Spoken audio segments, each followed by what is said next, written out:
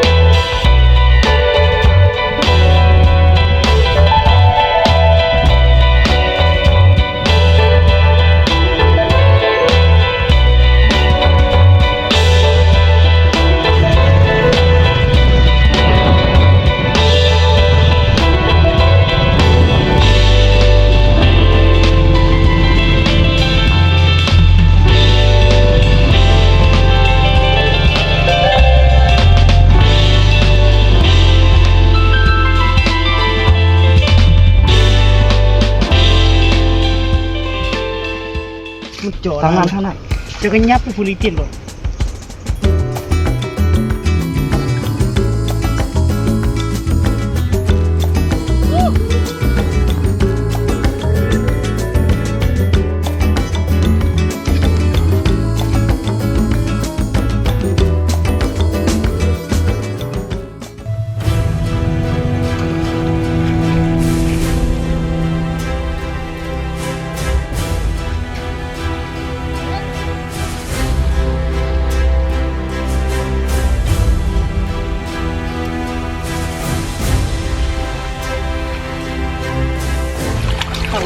ไปนะมันจะไล่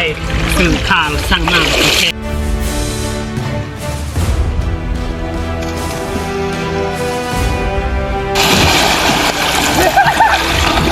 โอ้แต่งดังมาจะขาดมาบ้าง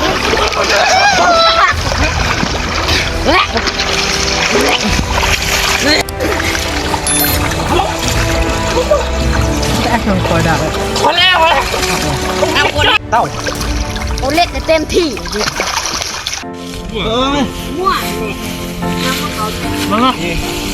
มาเบิ่งได้บ่ได้ดอกพอได้กินอยู่ของแกเนี่ยมากินข้าวป่าก็ไปนอกได้อะก้อยได้บ่พอได้เงี้ยวสิแล้วข้าวป่าเด้อมามุ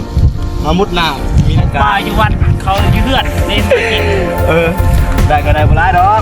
มุดเขาเดียวประมาณบ่โดนดอก10 นาทีได้สำนี้ ปลามาแต่หอกก่อนนะชื่อขนาดได้หลายเติบพอเลยแก้วสิได้แต่ขาดน้ำเบี้ยน้ำเราไปจะดีก็เอามาให้กินเด้อจับตัวยิงหัวข้าว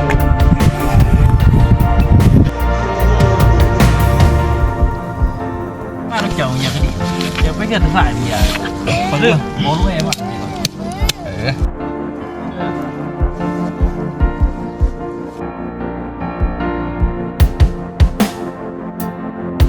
ก็ได้ว่าเขามันใหญ่ทั้งอบกับเสียประเดี๋ยว สมมติท่าน